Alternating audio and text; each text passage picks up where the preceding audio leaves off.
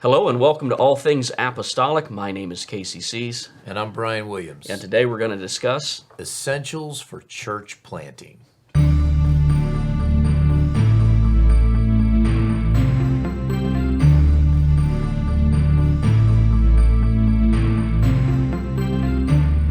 Hello and welcome to All Things Apostolic. My name is Casey Sees. And I'm Brian Williams, and we are joined here today with an amazing church planter named Marshall Clack. And we're so excited that he is here with us today. And so we want to just start things out and talk a little bit about your background, Brother Clack, as a church planter. I want you to just kind of start from the beginning there and tell us your experience planting churches. So thank you for having me. I appreciate the opportunity. I started our first church in Lawrenceville, Georgia when I was 27. I was going to be running about 500 in probably a year. I had all of the zeal and the vision and the ready to take over the world. Didn't realize now, looking back at 50 years old now, I look back and realize I had no idea what I was doing. Just out there doing the best we could with what we had to work with. And the way that first church got started was with a backslider. Once we had decided to move to Lawrenceville and start a church, a lady in our home church said that her son lived there and he had been out of church for a long time and wanted me to try to contact him. So I contacted him. He was a manager of like an extended stay America type motel and set up a Bible study. When the day came to go teach the Bible study with him and his wife, he contacted me and asked me if he had some staff that wanted to sit in, could they sit in? And I said, sure, absolutely. So we show up to this hotel room, an extended stay America type deal, and there's 13 people. They're spread out through the whole room. They're sitting on the bed. They're the vanity, over by the TV, on the floor. They were everywhere. I sat in the corner with the lamp and my Bible and taught a Bible study. That's how we got started in Lawrenceville. We were there for 8 years, and then we transitioned out. In those 8 years, we saw we bumped 100 often, and saw God do some great things. We baptized all 13 people within the first month. We got to use Bishop Tim Copeland's baptistry. It was broken. There was just nothing but cold water. And I remember baptizing 13 people and not feeling my feet when we were done. They were like frozen. But just memories like that. We started in a hotel meeting room at the Holiday Inn Express off of one of the main highways. It would seat like 29, 28 people. We lasted there probably 6 months or more, somewhere in that time frame. And then we were able to get a 1,400 square foot, just a straight long building with a bathroom and a foyer and one Sunday school room and then the sanctuary. When we filled it up to 80 plus people, and there were people stand. By the time we left, there were people who would just stand along the wall all the way to the back, well, to the front door, and kind of look around the side wall to see what was going on. Those were fun days. Man, I look back now and I've actually got the original church sign. My son and my wife went to Lawrenceville, and this was a few months back, and rode by and talked to, there was a music store beside us, and he never took our sign down, like ever. It's been setting up for all these years. And people just think, I guess we're still there. And so they asked if they could have it, and he gave it to us. And so it's in my garage now. When I drive in my garage, I've got Revival Center, big old church sign sitting in my garage. It's pretty fun to look at and have those memories come back. Then we... Okay, so I want to stop you there. This is great. This is awesome. But you kind of, you're church planting, we're church planting, we're trying to talk to people who are church planners. And you said a lot of stuff just now. You said, we filled the building up.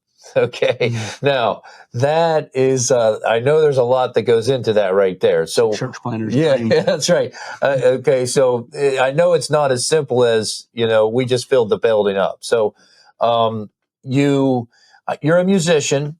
I'm a musician. So I know, not. Okay, he's not.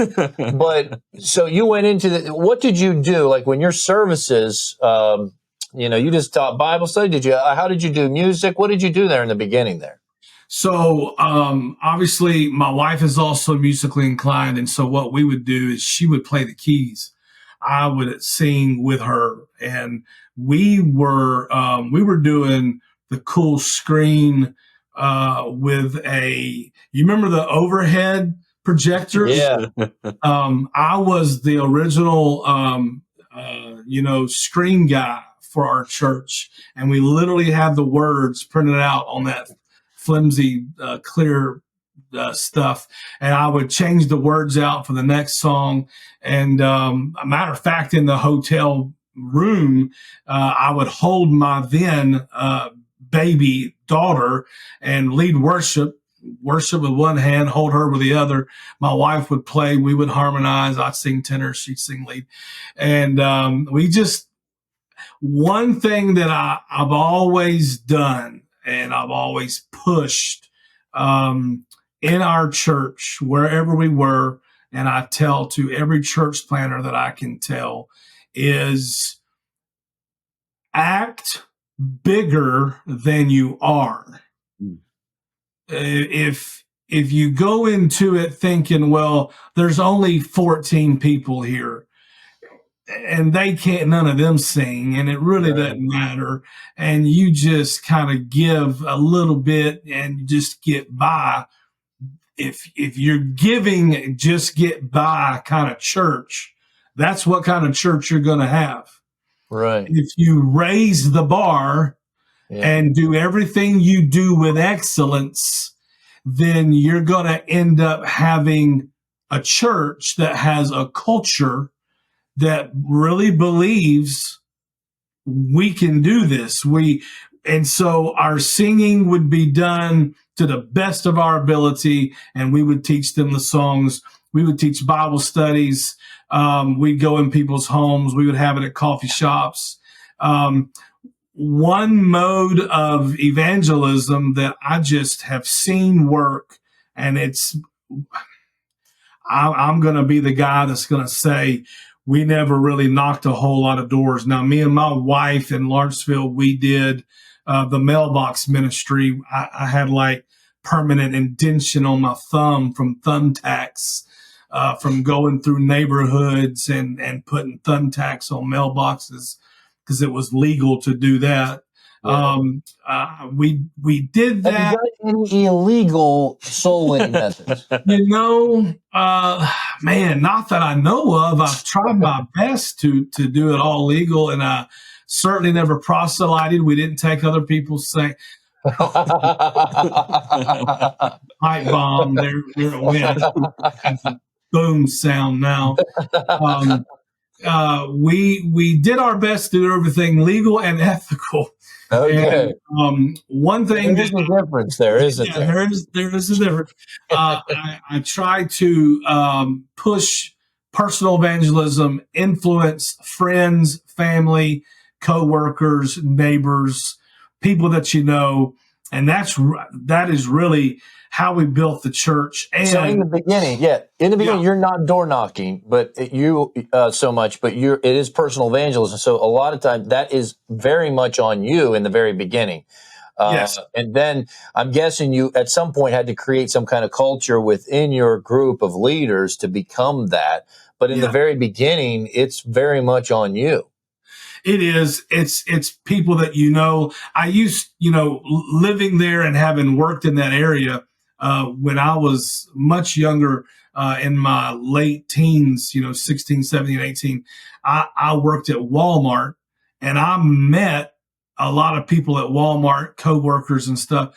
So that when I went to Lawrenceville, I of course went back to Walmart and would shop where I used to work and tell coworkers that still knew who I was, hey, look, we're starting a church. And we had, we had 3 or 4 families in our church that came out of Walmart because I knew them. I worked with them. Right. And they knew who I was, and they came and they stuck and they stayed and they got the Holy Ghost, and we baptized them.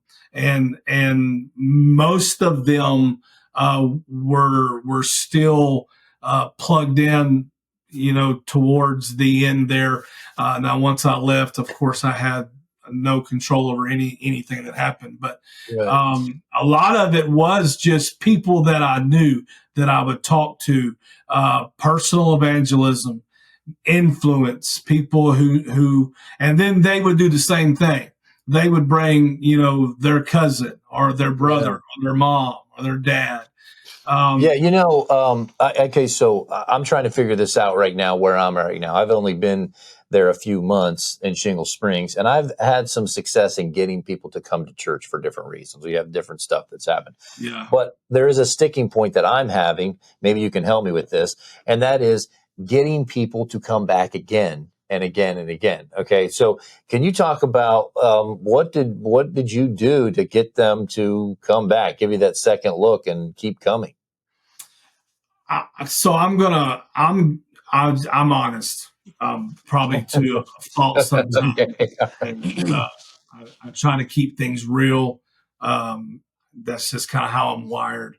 I'm going to tell you guys that at 50 years old, on my second church plant, and have been here in October for 13 years, in the 21 years of pastoring, it is harder today to get people to come back than it was 20 years ago. Period.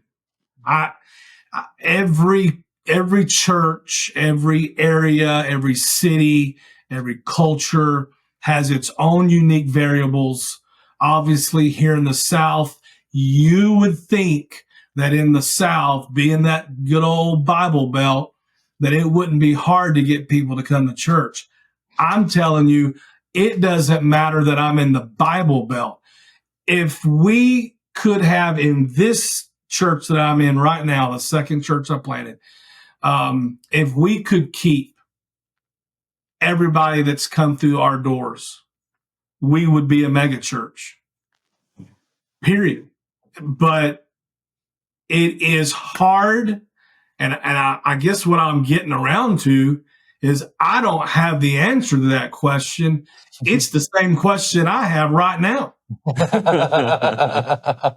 and I've been here for 13 years, and people will come. They love it. Yeah. Man, this is my amazing. church. This is awesome. Oh, Yeah. Man, where have you been all my life? And you never see them again. Right. I don't know. I do have a theory. And it's post Christianity world we live in now. And at the same time, with our current events, right, that's just happened. Yeah. There's been an awakening of sort. Yeah. I don't know how old you guys would have been, but back in the 90s when we were in the Gulf War, there was an awakening. We were at war, and people were going to church again. Yeah. Once that died down, it kind of went back to the normal. I would pray that it doesn't happen that way, but with people being people and being a realist about it, what are the what are the odds that this awakening after this recent assassination of Charlie Kirk, how long is that wave gonna last? Right. If we can, Lord, this sounds bad when you say it out loud, but if we can capitalize off of Right. that, then Yeah. that's great. But how long is it gonna last? You get people to come. What is the secret? I don't know the secret. I'm still trying to figure that out. And that's just being honest. To me, what I feel like is the number one key to people coming back is it's the level of their own personal hunger. Because, man, I'm in Atlanta Metro. There are mega churches everywhere. You guys, you're in California. There's mega churches everywhere. Yeah. There is a drive to go to the larger church. Yeah. That just is what it is. We can fight it. We can argue about it and debate it, but you're not going to change the statistics that state there are more. And I just read this yesterday when I was getting ready for today. There are more churches that are average size than there are mega churches by a landslide. Yeah. But more people prefer to go to a larger church. Yeah. Do you know what the median average church is right now in America? We've said 75, and we've been saying 75 because that used to be what it was. It's 60 right now. Wow. 60 is the average size church in America. So you look at all of these churches that are starting like you guys are starting. When you guys start hitting the 40, 50, 60 mark, you're already an average size church in America. Right. Now, a lot of churches would stop there, but the parable in Luke 14, where Jesus says, gets the excuses, it says, no, go out again. Gets the excuses, no, go out again, that my house be filled. That's what keeps us pushing, trying to find the answer to how do I get them back again. I've got a couple right now that are coming. They've come every Sunday for the last month. They think that I'm Trinitarian and still a part of the Church of God because I told them I came out of that. Yeah. Bro, I'm telling you, Ben Rodriguez preached here last week, and he preached oneness upside down the other, and they came back yesterday. And I'm thinking, okay, maybe they're really hungry. But what they keep saying is we cannot find this kind of church anywhere. Yeah. So that goes back to you making your service what it's going to be and creating that culture from day one. It doesn't matter if you have 13 or if you have 30 or when you finally hit 60. If you preach when you've got 7, like there's 70, then when you hit 70, you're going to already have been preaching that way. Yeah. And so you are creating the culture. It does fall on the shoulders of the planter to create the culture in which that church is going to eventually become. And I'm saying a lot, and I know I'm kind of tracks, but there's another problem that comes in with creating the culture, and that is people like me that are wired. Give me revival now. Let's go. I want it yesterday. We should have been running 500, 20 years ago. It takes time. Right. And you guys are out there with the Rock Church, for example. You guys can look at your church plants. You can look at the Rock Church, and all of a sudden, you can start comparing like, man, how do we get from 30 to 1,000? How do we do that? It takes years. Years. Church planners, we go in full of zeal and we're ready to change the world.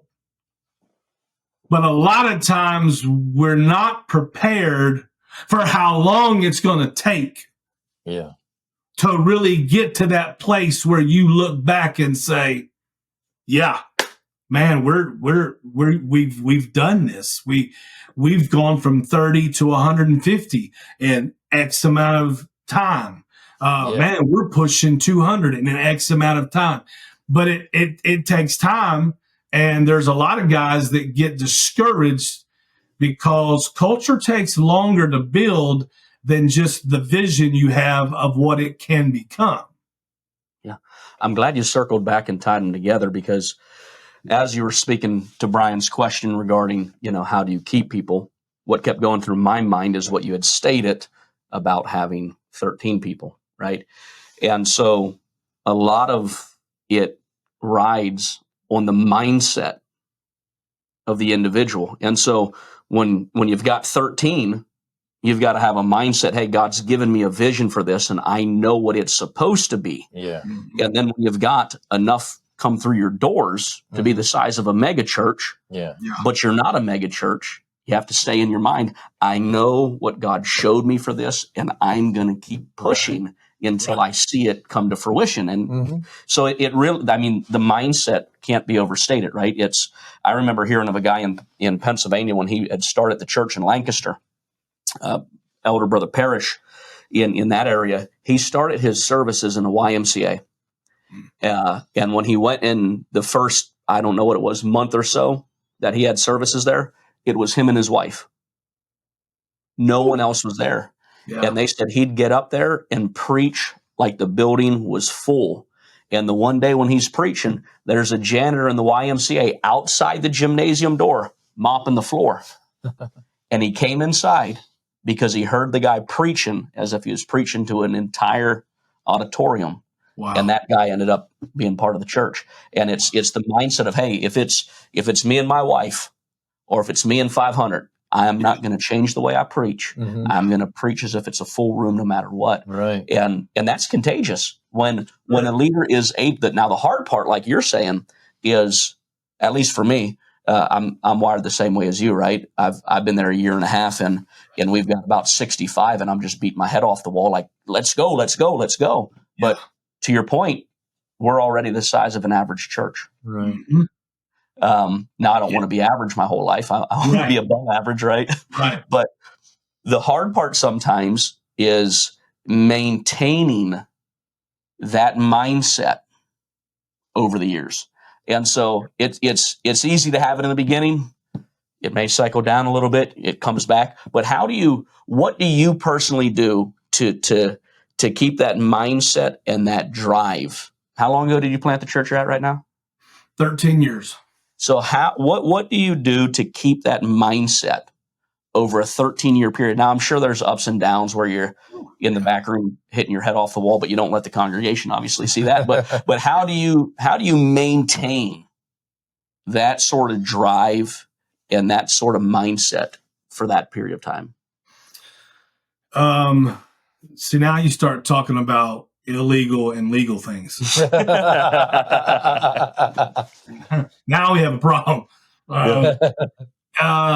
So as I've gotten older, and I know 50 doesn't seem old when you compare it to 70, but 50 is old when you compare it to 20 and 30. And at 50, I have learned to be more patient with the process. There is a process with planning a church, and the one thing that is impossible to do and be effective is to attempt to circumvent that process. Mm-hmm. And there is going to be addition and subtraction. Right. For years, I struggled with the subtraction because I took it personally. Right. And that's the way I'm wired. Right. I go all in. I'm either all in or I'm not going to do it. And so as a church planter, when you are going all in with these families that you have, and you're pouring your heart, you're pouring your soul, you're instructing, you're preaching, you're dedicating babies, you're going to birthday parties, you're doing all this stuff. And then the subtraction hits. Woo! When the numbers are climbing, we feel successful. Yeah. When the numbers are sliding, we feel like we're a loser. And what have we done wrong?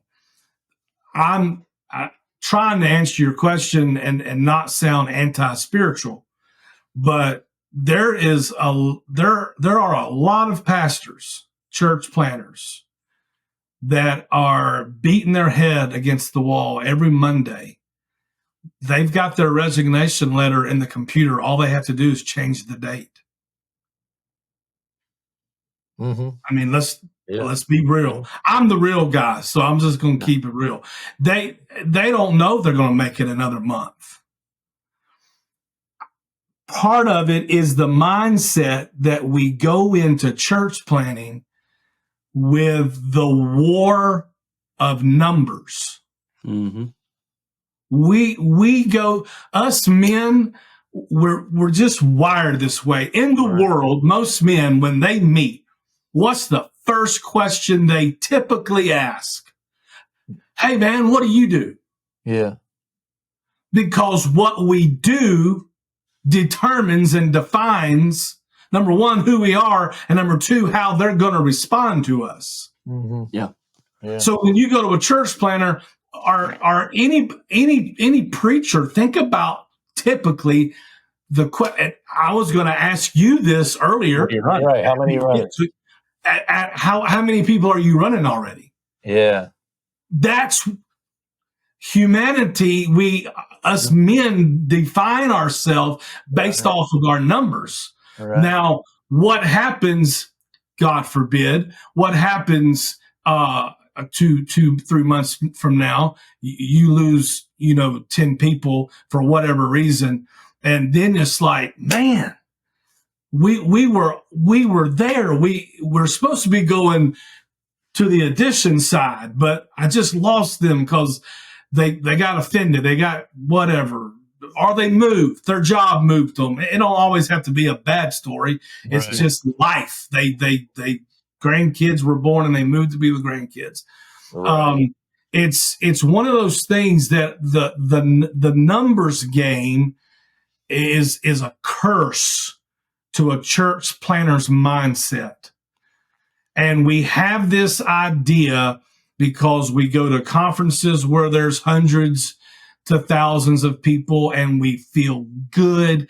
I remember in my first church, especially, going to a church conference and coming home more depressed than I was before I left. Because I'm coming home and I'm thinking about all the stuff I just saw that I don't have. Yeah. I don't have the people. I don't have the resources. I don't have the building. I have a hotel meeting room, brother. Yeah. What do you, you can only do so much, but what I've always tried to do is once I've gotten over the depression, is kind of think about what I liked and how I could scale it. Right. How do I I can't afford a big sign on the road. I'm in a hotel. What can I do? Well, I can buy a nice A-frame sign that's two-sided. I can spend the money. It costs money. And we can put colorful graphics of our church meets here at 2 p.m. And we can put it out there and we can find out what the codes are. Because the code here, we have signs. Our church right now, we are literally, when I say literally, we are literally in the back of a neighborhood. Straight up. There's no sign on the side of the road. There's no, you can't see this church from any of the major, and it's off of a major highway, but you don't know it's there until Friday. We put our signs out about 2:00. And we take them up Sunday after church. Now, by law, we can put them out on Friday and take them up by Monday morning. So we put them out on Friday, we take them up on Sunday. Then what we did was we went through the neighborhood, and there's just a very simple way to get to our neighborhood. Take the first street to the dead end, hang a right, dead end, church is on the right. So we went and bought yard signs and put arrows that when people come into the neighborhood, because if I was going to this church and I had never been to it and I'm going in the back of a neighborhood, I mean, it's kind of weird. I mean, let's be real. I mean, what in the world have I got myself into? So we try to make things colorful. We have banners. We've spent money. We've spent money to make ourselves look bigger than we are. Thank you for joining us on this week's episode of All Things Apostolic. The discussion was so good. We went over our time. We look forward to seeing you next week for part 2.